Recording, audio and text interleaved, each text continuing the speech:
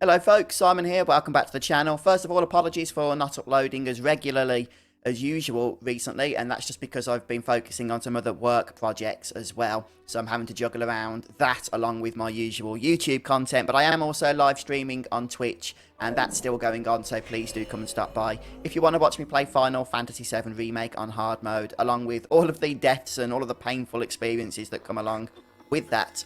Also, I want to give a quick shout out, if I can, to two YouTube users. These are Danny and Anna, Clark and Michael. That's one user. And Michael Madigan as well for becoming the latest channel members.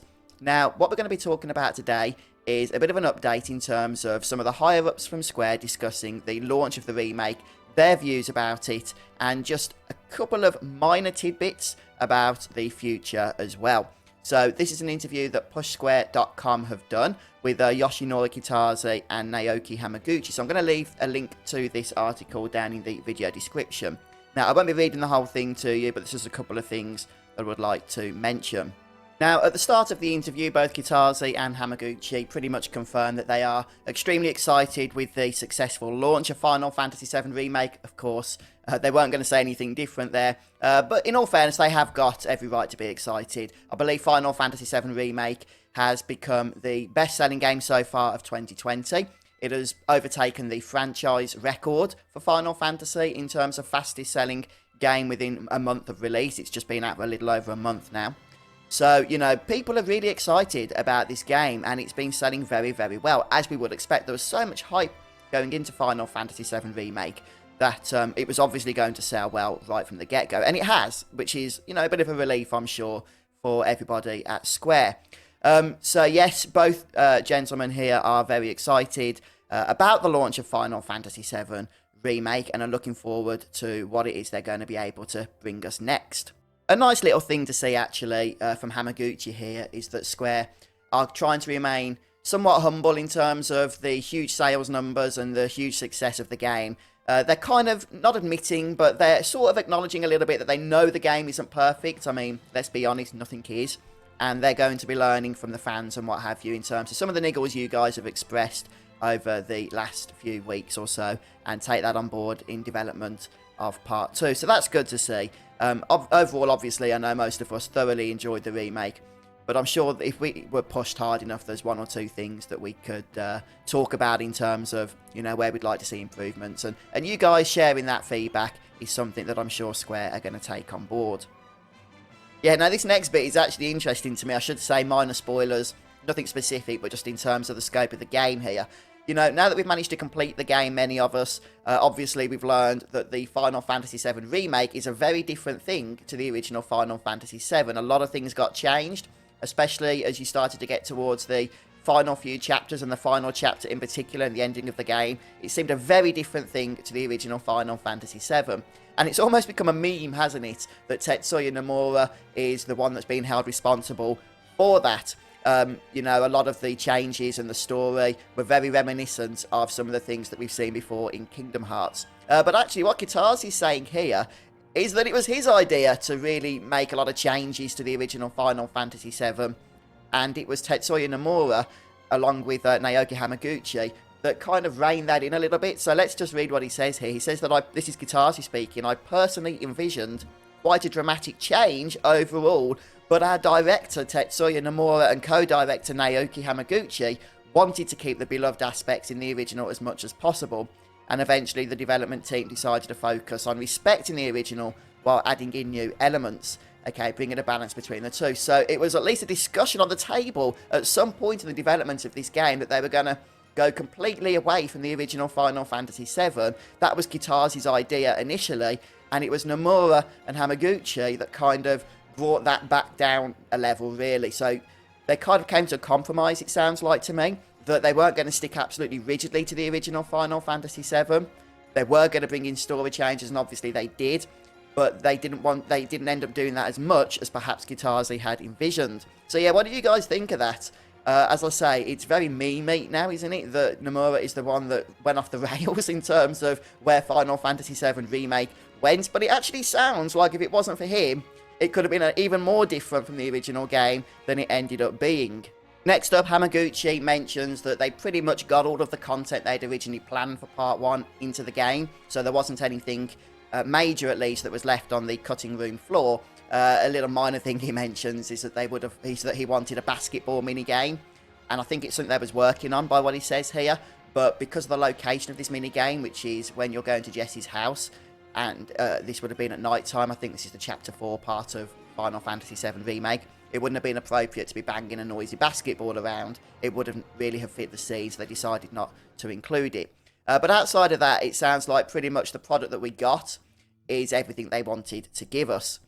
And next up, we just talk about the characters of Final Fantasy VII Remake, in particular the reimagined forms of them after playing the original game going into the remake. Kitase also speaks a little bit about the reimagining of the various characters and how what they wanted to do was retain the original personalities, but just give a little bit more nuance in terms of their reactions. So, for example, the members of Avalanche, such as Barrett, how he's going to be dwelling a little bit more on the events that occur and the actions that Avalanche takes and the responsibility that come with that in terms of the repercussions and what have you. That's something that Barrett doesn't really do in the original Final Fantasy VII. He's focused on his goal, the purpose of his goal, but doesn't really think about the consequences of it as much as he does in the remakes. That's something they wanted to change a little bit. And then they talk about combat. They're happy with the combat system. I'll be honest with you, the combat system in Final Fantasy VII Remake, I was pleasantly surprised with it. I was a little bit nervous going in that it was going to be very Final Fantasy 15 style combat, which to me was very clunky. I didn't really enjoy it all that much. But I actually really enjoyed the combat system in Final Fantasy VII Remake. I was also a little bit nervous that because they were trying to make a cross between an action-oriented system and the original ATB system from FF7, that by trying to please everybody, they were going to end up pleasing nobody. It didn't work out like that as far as I'm concerned. Combat was really, really exciting for me, and I really enjoyed playing the game and using all the various different characters in battle with their different abilities and play styles. And I hope that they retain some semblance of it going forward, even if there's improvements that can be made to it.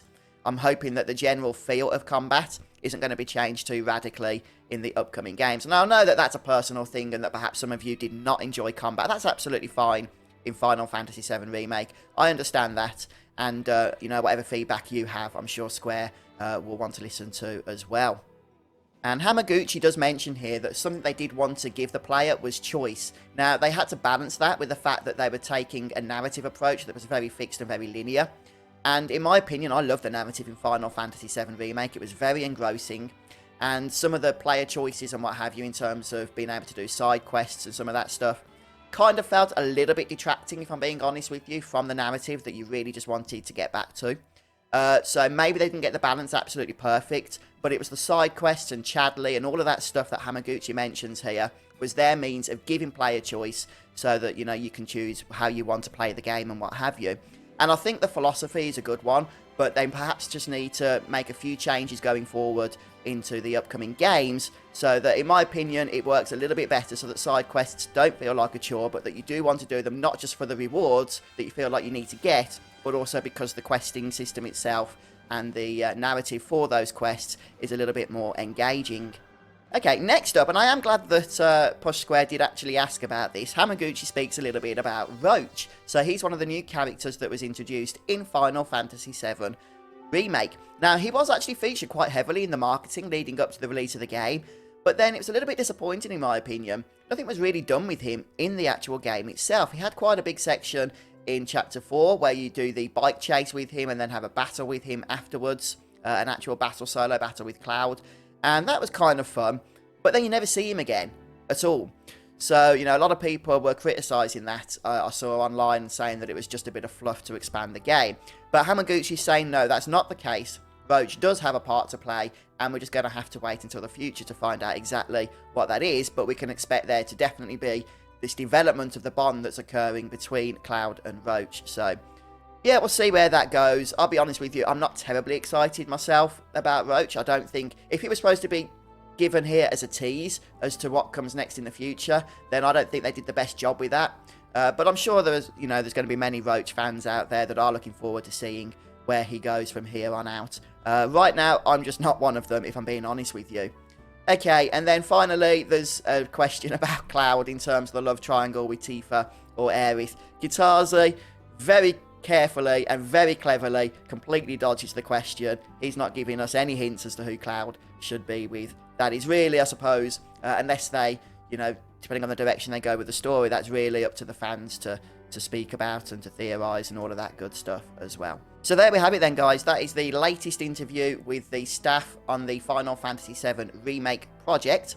And I'm really interested in hearing from you guys. Are you as hyped going into Part 2 as you was going into Part 1, at least by this point in time when we didn't have release dates and stuff?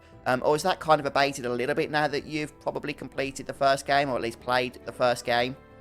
Or are you just as excited going forward as you was before? You know, I am very intrigued to see where the game, you know, where this project goes. Especially, you know, after the ending of Part 1. I want to see if Part 2 is going to be something that's doing its own thing, or whether it's still going to be staying, you know, as true to the original game as at least Part 1 did for the most part, up until those last couple of chapters. But yeah, please do share your thoughts down below. And if you enjoyed this video, then please do drop a like. That actually supports me a lot more than many people realise, since it does just give a positive vibe for the YouTube algorithm, really, in promoting videos to more people. So thank you so much to you guys that do support me. And don't forget to check out my Twitch channel if you haven't already, if you wanted to stop by some of the streams. We do have a laugh there. But that's pretty much it for today, so thanks for stopping by, and I'll see you next time.